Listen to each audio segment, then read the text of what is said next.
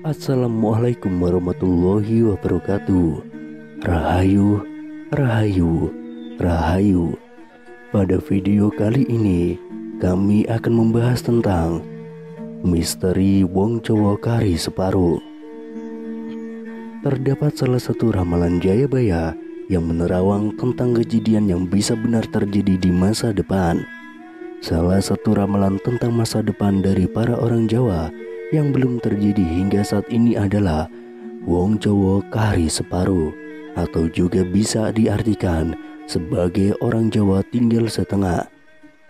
Ramalan tersebut pernah diungkapkan oleh Prabu Jayabaya, yakni seorang raja Kediri yang memerintah pada tahun 1135 sampai 1179 Masehi dan sangat dikenal memiliki kemampuan meramal masa depan.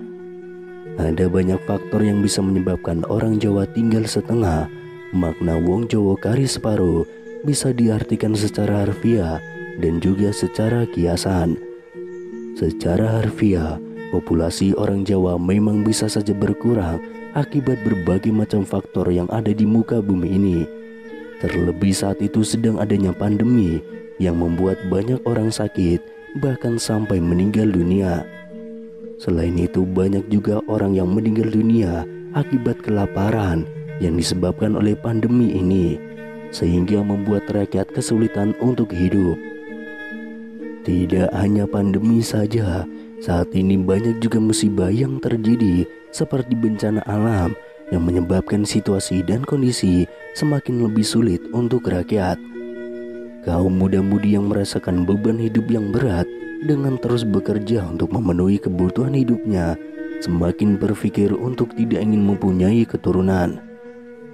Sementara itu, secara kiasan dari kajian filosofi Jawa dapat diartikan sebagai sikap sopan dan memahami atau bertata krama. Maka dari itu, ketika bertemu dengan seseorang yang tidak mempunyai tata krama dan tidak paham apa arti kesopanan, biasanya orang Jawa menyebutnya wong orang Jawa. Istilah itu biasa dipakai dengan situasi serta kondisi yang ada di zaman sekarang ini, karena banyak orang benar yang disalahkan dan orang salah justru dibenarkan. Salah satu contoh itu bisa dipakai bagi para wakil rakyat dan para penguasa yang terbukti melakukan korupsi dan bermain curang di belakang. Di dunia ini juga banyak orang yang berilmu tetapi tidak paham apa arti kaidah dan etika. Banyak juga orang yang bermaksiatan saat sedang sendiri. Contohnya lagi, yakni banyak kasus hukum yang pilih kasih. Ketika mempunyai banyak uang, maka hukuman bisa dibeli dengan mudah. Dengan begitu, maksud dari istilah Wong Jawa Kari Separuh juga bisa diartikan sebagai banyaknya orang baik yang sudah hilang, karena orang yang memiliki tata krama dan budi pekerti hanya tinggal berjumlah setengah. Secara makna kiasan, ramalan Prabu Jayabaya ke-7 ini memang sudah lama terjadi. Kedepannya hal-hal buruk lain bukan tidak mungkin akan terjadi.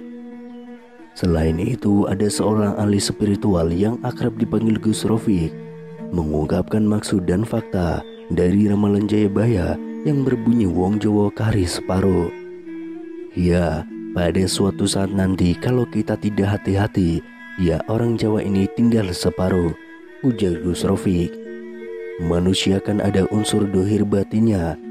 Ketika orang Jawa atau orang Nusantara ini nanti unsur dohirnya akan menguat, makanya dia hanya tinggal separuh, ujar Gus Rofik.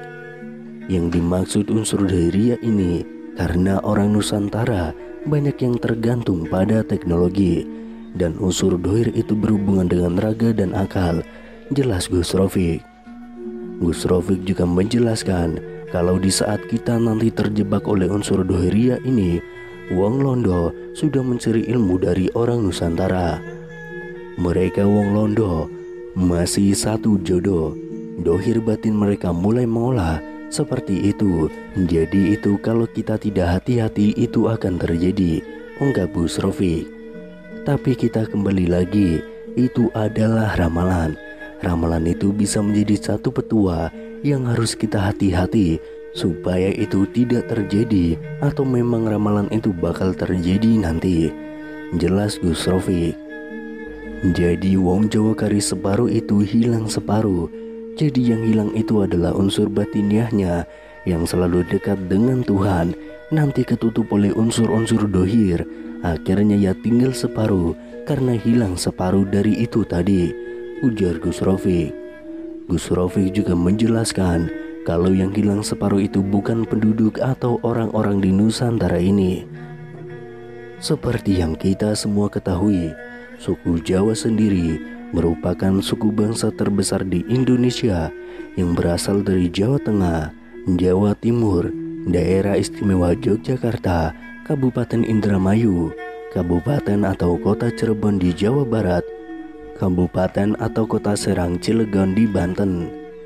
Pada tahun 2010, setidaknya 40,22% penduduk Indonesia merupakan etnis Jawa.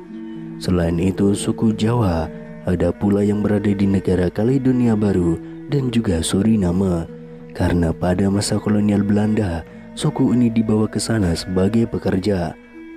Saat ini suku Jawa di Suriname menjadi salah satu suku terbesar di sana dan dikenal sebagai Jawa Suriname. Ada juga sejumlah besar suku Jawa di sebagian besar provinsi di Indonesia, Malaysia, Singapura, Arab Saudi, bahkan di Belanda.